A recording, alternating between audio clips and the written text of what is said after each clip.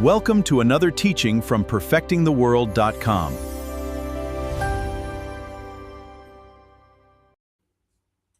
Good evening. Thank you for joining us for another evening field note study. It's good to have you here as we're continuing in our learning from the Torah about biblical food boundaries and about the ranked and stacked severity of food boundaries in the written Torah.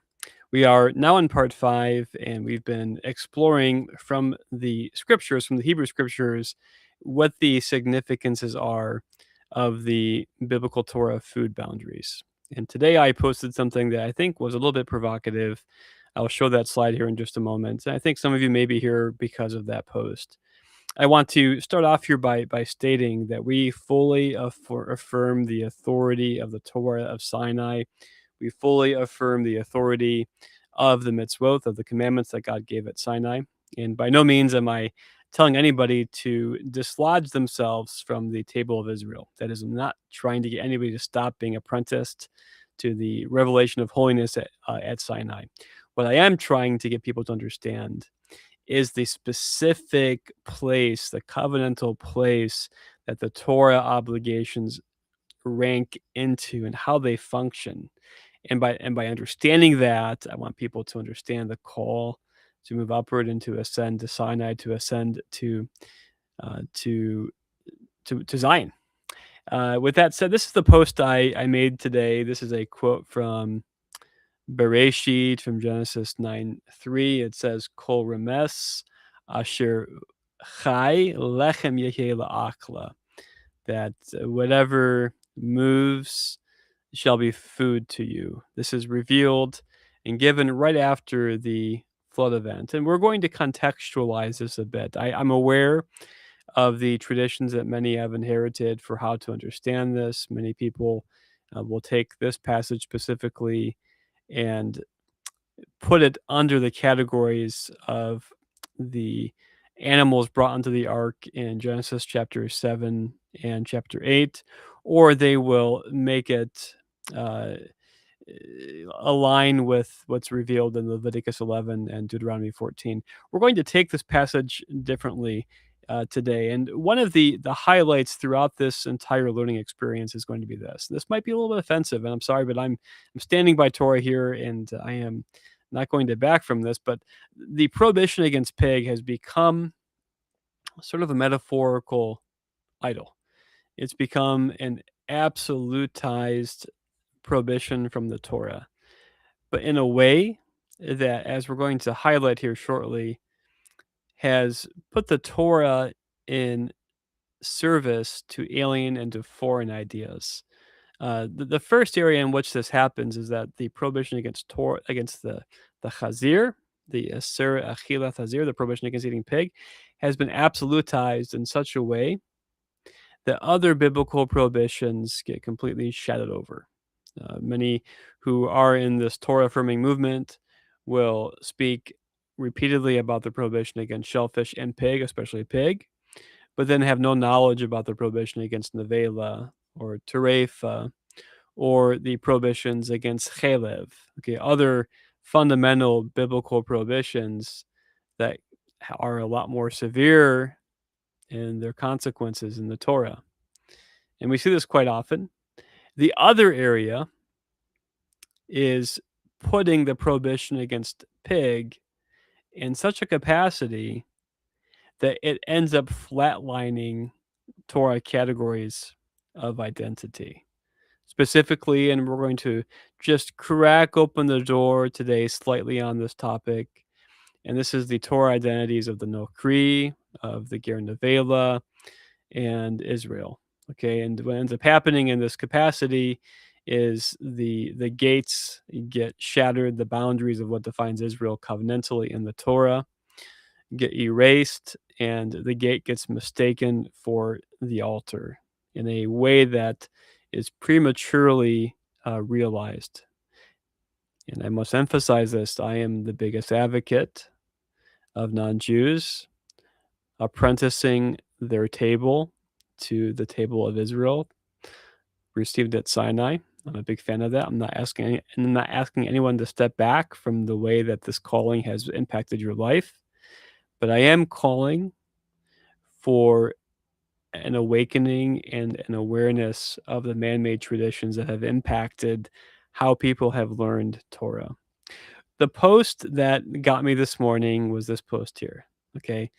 And this is God's hummingbird, Michelle Schilling, and I appreciate her. She's been taking a stand for the Jewish people. She's been standing for the Torah for, I think it's been a long time. I appreciate her heart for obedience. This is nothing about her at all personally. We've had some recent correspondence about the Noahide commandments and possibly doing a collaboration live. And she posted this, and this is not new. I see this almost every day. And the argument is made is that the argument made is this: is that pig is not food. The Torah does not say that pig is food. Okay. And what I'm realizing as I'm observing this from within the Jewish framing, what I'm realizing is that many in the Messianic and the pronomian world, especially those who are more Torah affirming, they feel the need to constantly defend their commitments to Sinai. They feel a need to do apologetics. In fact, I would say probably 80% of the posts I see from the Messianic and pronomian worlds have to do more with defending identity and apologetics, defending against Christian claims that the Torah is abolished. More about that than about how to actually live a life of Torah compliance, how to actually walk in the Torah and to observe the mitzvot. I would say that that is the primary focus within these worlds. And what what I'm seeing, and I'm not pointing a finger at this moment. Okay, what I'm seeing though, as I've mentioned already, is that many have made their refraining from pork or the prohibition of pork into this center of gravity. The logic goes like this, quote, "I am Israel." Okay, and why are they Israel? Well, because they they bring in these Protestant, Lutheran, Calvinistic, later evangelical doctrines of imputation, of justification, of identity, read through a particular reading of the epistles of Paul, and a reading, quite frankly, that Paul would be embarrassed to know his letters are being used to promote, but they're importing this theology, this ecclesiology, into the boundaries of Israel that were defined at Sinai.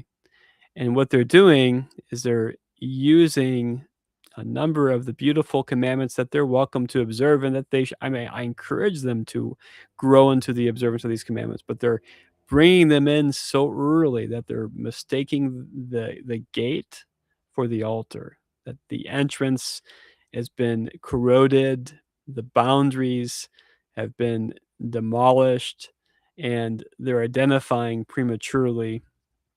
Again, because of these Protestant doctrines, they're identifying as Israel prematurely. Now, I hold a very expansive view of the prophetic horizon. I very much see in the Hebrew prophets, I see an assimilation happening.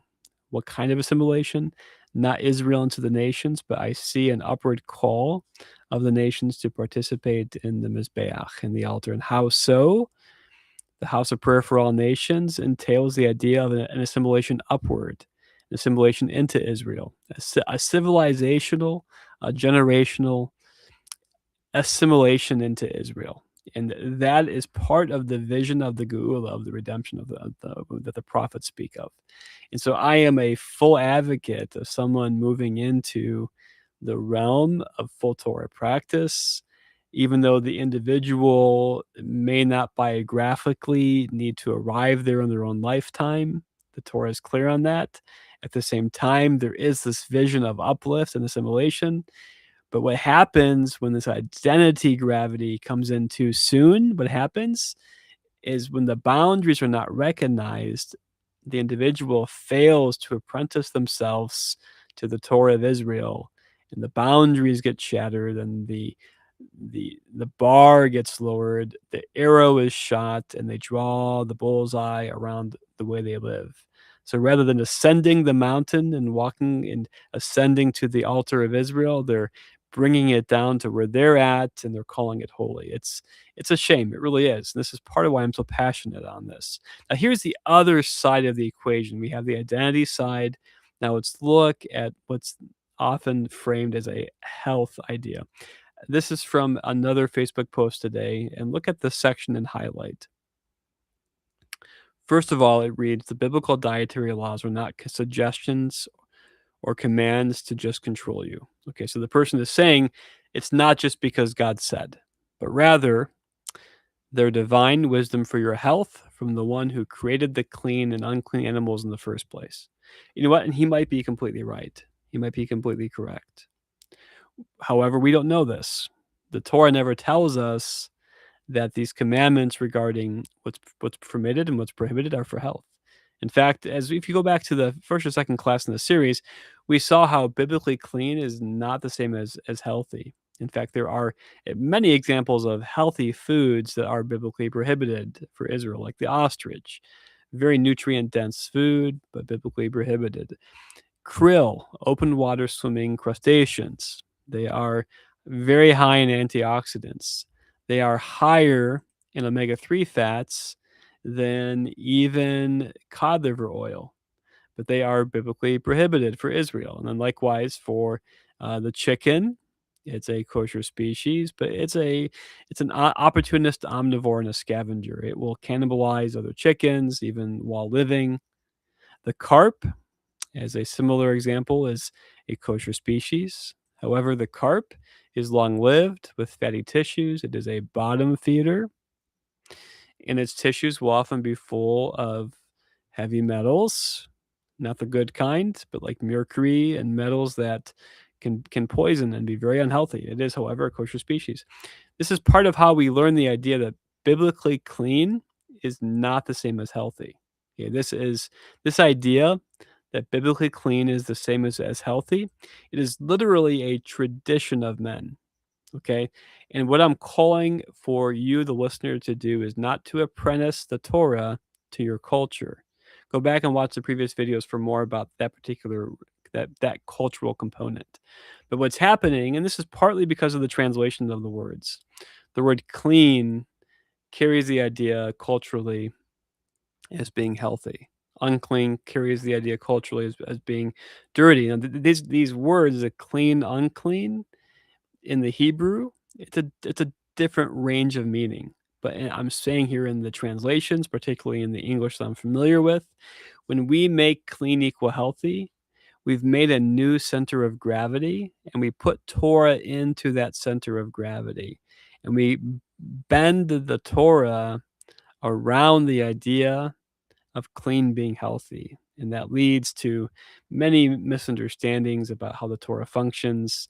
It disorders the priority of Torah, where the reason in Torah that a particular commandment regarding clean or unclean is observed is given as a Wadaber Adonai, that is, thus says Hashem. That's the only reason why we do it. If we happen to find health benefits, that's great. But if we make the first foot forward, science, or health benefit, we risk disordering that the fundamental reason why these commands exist is because Hashem commanded them. And second, we obey them because Hashem commanded them. We have to have enough trust in the God that revealed them to be able to obey things that are not given a rational explanation. And this leads to the heart of, I think, part of what is so challenging for those in the Messianic and Hebrew roots world and pronomian worlds to work with. They're often trying to encourage their Christian family and Christian associates that the Torah is still valid. And quite often, the way that logic goes, the way the process goes, the way that the apologetics go, is that they try to show that the Torah, or that Torah prohibitions and Torah clean maps onto the idea of healthy and unhealthy. Pig promotes trichinosis. Pig might have protozoa. Pig has parasites. Pig might lead to heart disease. All these ideas that the Torah doesn't tell us, but because they're appealing to nature. It's called alpe teva. They're appealing to nature. They're appealing to nature, to people who haven't accepted the supernatural nature of the Torah.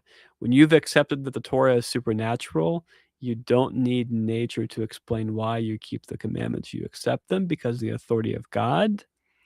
Now, the appeal to nature might make a nice, meaningful, ancillary, tertiary, later level of understanding, but they're not the fundamental framing that we receive in the Torah. And this is really important to understand that. Really important to understand that.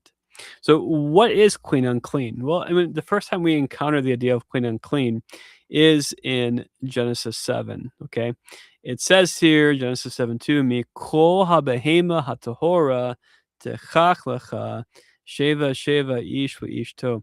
From all the ritually pure animals, you are to take 7 and 7, each a male and his wife or his mate. Many say, okay, well, there you go. We already have biblical food laws, so to speak, in the Torah. It goes on to read here, and it's funny that they say that. I mean, like I said, there's a, a whitewashing or an eclipsing of other requirements, but this is the focus. It's the clean unclean. But the Torah tells us the reason for this distinction of clean unclean. It reads Genesis 8:20.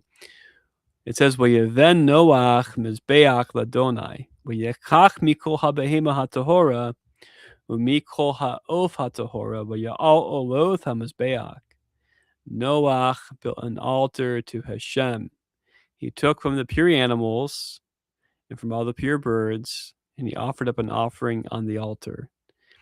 The reason for the distinctions at this level were not the table; they were they were the altar. The assumption is made, way too far-reaching, that the reason at this point was for the table. No, it's for the altar. In fact, what's fascinating is this is something profound because at Sinai, this isn't allowed. It says that Noach vayekach mikol habehema hatahora. He took from all the clean species, umikol ha'of hatahora, and all the clean birds, and he offered elevation offerings. What happens at Sinai's altar? At Sinai's altar, one cannot bring a deer, a giraffe, a buffalo, a mountain goat to the altar. The only mammals offered on Israel's altar are the sheep, the goats, and cows. You can see here a distinction right out the gate. The function of the separation of clean and unclean at this point is specifically for the Avodat Hashem, for the purpose of the altar. This is why we saw earlier on that the word tahor, often translated as clean, carries the idea of being altar ready, being altar fit. In a similar sense, the word tameh, often translated as unclean, means not being altar ready. The clean unclean translation becomes its own center of gravity, its own man-made tradition. If we go back to this passage and we sit and read Genesis 7:2, Mikol habehoma hatahora, from all the altar qualified animals, you are to take 7 and 7, each a male and his mate. Again, it's the concern there is the altar qualification. Okay, the center of gravity here at this point is not the table, it's the altar. And the altar here is different than the altar of Sinai. This is an altar for all clean species, an altar only of Olah, of elevation offering. Now, notice right after Genesis 8, where the offerings are brought, we go to Genesis 8:20. And it tells us, Kol remes asher hu chai, every living thing that has life, lechem yehye la'akla, shall be for food, kayerek hasev, like the herb of the grass, nathati lechem ethkol, I have given you these things to eat. It says everything with life in it. At this point, the altar was limited to animals that were ritually qualified, but the table of humanity was permitted to have whatever moved. So pig was on the menu. But the text goes on to say, it says, Ak, basar, banafsho, damo, lo tokelu. However, flesh with its life, its blood, you are not to eat. This is a prohibition against eating from an animal, eating the flesh of an animal that still has its life in it. Okay, we can go further into that, but now this is the only qualification given. Okay, the word ach, I pulled here from the Braun Driver Briggs. It means howbeit in contrast with what precedes it. It's a restrictive word that emphasizes what follows, saying you can eat of all animals, however, basar banasho damo lo tokelu, flesh with its life, its blood, you shall not eat. If the Torah at this point wanted to assert the not eating of unclean species, it would have said ak basar lo tahara. It would have said, however, flesh that is not clean. At this point, that is not the concern. At this point, we are looking instead at a prohibition that maps specifically on to the flesh of an animal that's living, and this is an allowance for eating all foods. Going back to our previous learning, we looked at the word karaith, and we left the previous class with this question: Are there food boundaries that are consequenced by karaith? Are there food boundaries that carry the consequence of karaith? Karaith, as you'll recall, means to be cut off, means to be removed. There are three primary meanings. The first meaning being removed from life in Olam Haba, the age to come. The second is a generational removal from the covenantal people of Israel. And then when the temple stands, it can actually mean a premature death. It can mean all three of these things. But it's important to understand that karaith, as we come across it in Torah, is not punishment by humans. It is not excommunication. It is punishment by the hand of heaven. And I need to emphasize this, that karaith is not an absolute metaphysical, irreversible status. It is something that can be remedied through teshuvah. If a person confesses wadoy, their transgression, does teshuvah, in the cases where necessary, doing restoration and return, they can be remedied. The karaith, the being cut off, only holds insofar that the person remains in a willful position in that transgression. These are the offenses, the 36 offenses in the Torah that have karaith as a consequence. I put into purple the ones that involve eating. There are specific foods and specific eatings that are consequenced by karaith. Okay, a few of them to look at is first of all eating chametz. You read here in Exodus 12:15, Shivat yamim matzot tokelu, 7 days you shall eat unleavened things. Ach, like we saw before, however, but Yom HaRishon, on the first day of the head day, tashbithu she'or mibatechem, you shall cause to sabotage or to cease the she'or, the mother leavening products throughout your houses. And what happens? Ki kol ochel chametz, whoever eats chametz, v'nithrach v'nichratha hanefesh ahi meYisrael, that person shall be cut off from Israel. Notice, nothing here is called unclean. Okay, this is part of why, as we mentioned early on, we don't use the word clean or unclean as a measure of prohibition. Rather, the concern here is chametz. The substance of chametz is prohibited. It's never called unclean. Another example of a karaith involving food involves eating the holy meat that was offered on the altar, a zavach, while a person is willfully maintaining a status of being unclean. It says, whoever eats the flesh of an offering, a communion fellowship offering, so mizavacha shalamim, a fellowship offering, asher ladonai, that's made to Hashem, utumasu Allah, has his uncleanness upon him. When nechratha hanefeshahi me'amea, he shall be cut off from his people. Okay, notice here the reason why there's a karaith is because he's unclean, knowingly, willfully unclean while eating from a zavach shalamim. Okay, and what is the unclean? What is unclean here? The person, not the food. The food's clean. Okay, this is why we saw earlier in Deuteronomy 12:15 it says, "Rak b'kol awath nafshecha tizbach v'akalta basar v'virchat Adonai." You shall eat whatever you desire according to the blessing of Hashem. It says, "Wahatame wahatahor yokalenu chatzvi wa'akal." The unclean and the clean alike may eat of it. Okay, unlike food that's being brought to the altar, in which a person has to be in a state of ritual qualification, ritual readiness, altar fit. In contrast, food that's being eaten while the person is not altar qualified is fine when they're eating chulin, common food that's not for the altar. We already mapped this idea that the book of Leviticus and Numbers is giving its food restrictions primarily in the context of the tabernacle community, where tabernacle purity is foremost. Deuteronomy moves the food regulations from the area of tabernacle purity to the area and realm of covenantal identity. Another Kareth prohibition. It says, "Hukath olam lo dorotechem v'kol meshivotechem kol chelev v'kol dam lo tochelenu." It shall be a perpetual statute for all of your generations that you shall eat neither fat. The word fat there is chelev and blood, and the fat comes from the specific organs that we know from elsewhere were brought onto the altar. It goes on to say, next, this is 725.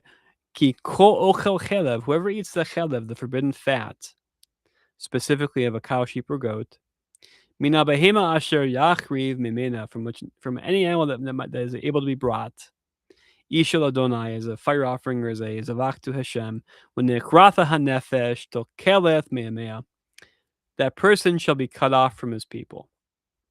Again, chelev and dam, blood, are not unclean. They're not unclean. But the consequence is kareth for a willful eating of these things. So what does Torah specify as the consequence for eating pig? Is the punishment, is the consequence kareth? Well, there are two consequences in the Torah for eating pig. The only time that kareth would happen for somebody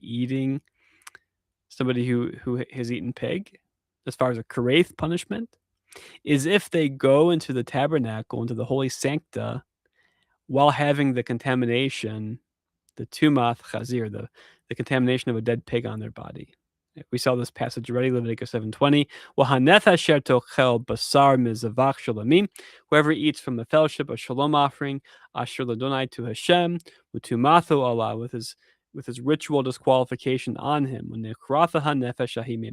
then you shall be cut off from his people. Now notice, this is the only way that a kareth punishment could be applied to somebody who ate pig. There is no kareth consequence for eating pig. But now there could be, within the jurisprudence of Israel, a consequence for eating pig. If a person deliberately eats pig, there have to be three requirements. There are 2 or 3 vetted witnesses. They warn the person against eating it.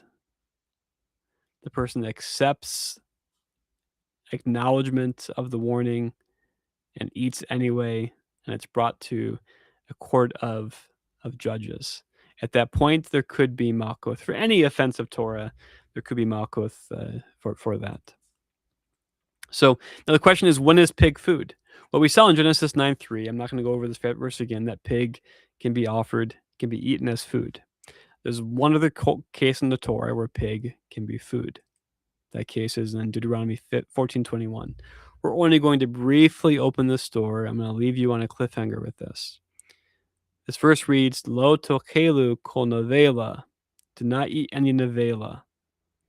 By the way, there's an English traditional translation that gives an example of nevela, but not the definition of it. That translation is that which dies of itself. Something that dies of itself is an example of nevela, but that's not the definition of nevela. Nevela is a carcass. So it should read here, whoever eats any carcass. Asher b'shareka, it says, Lager asher b'shareka, you can give it to the sojourner in your gates.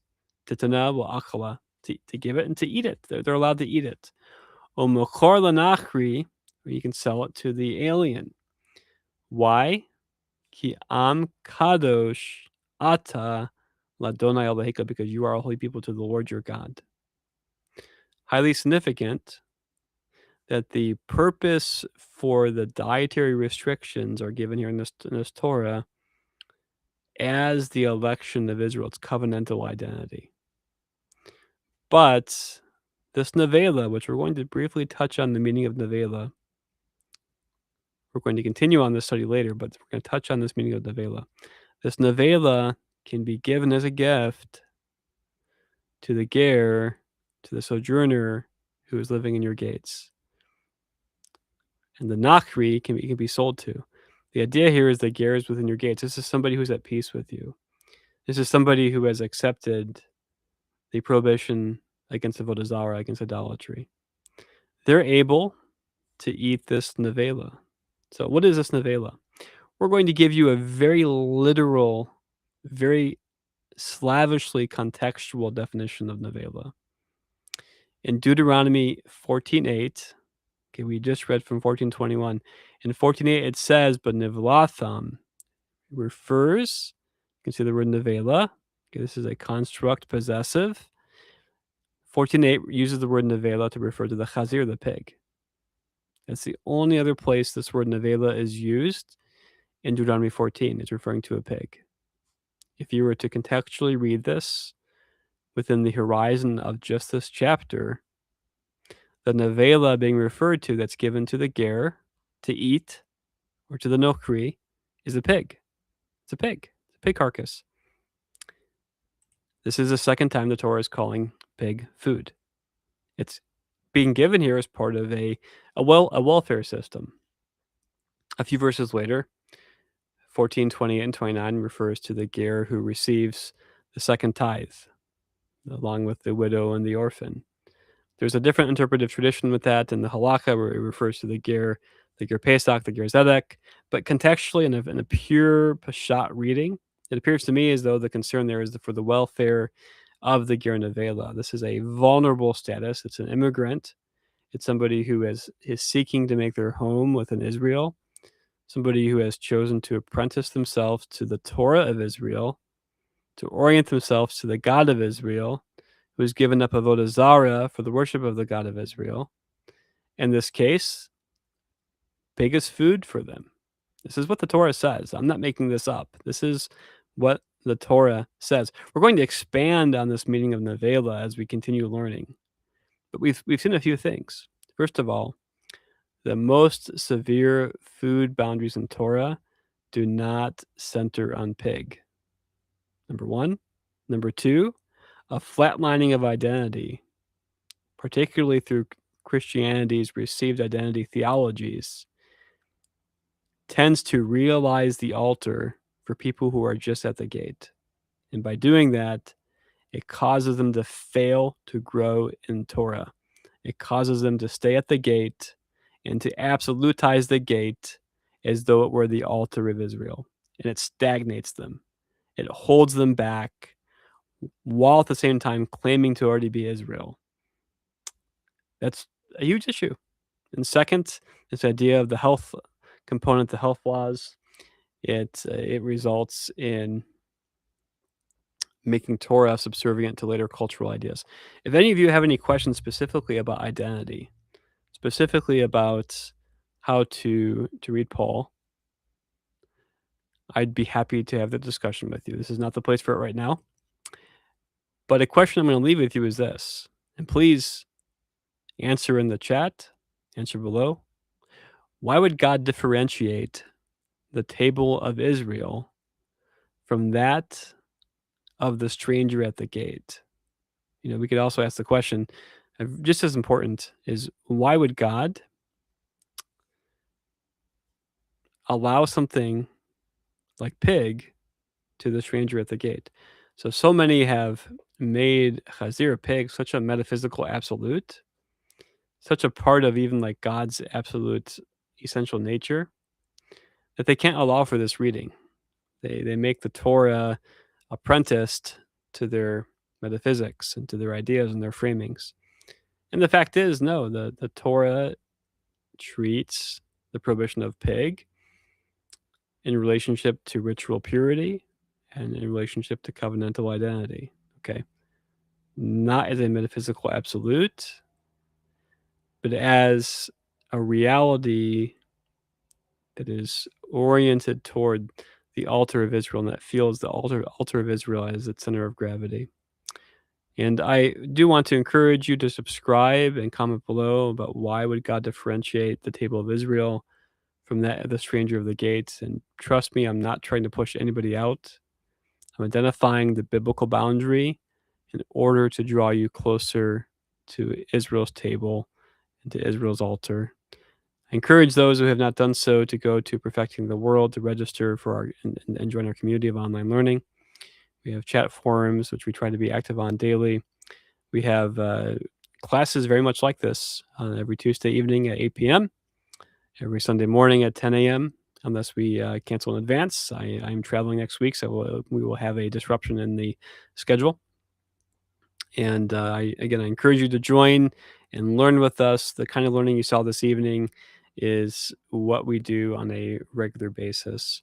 As always, it's been an honor to learn with you today, and I look forward to your comments and to your contributions. Have a great evening.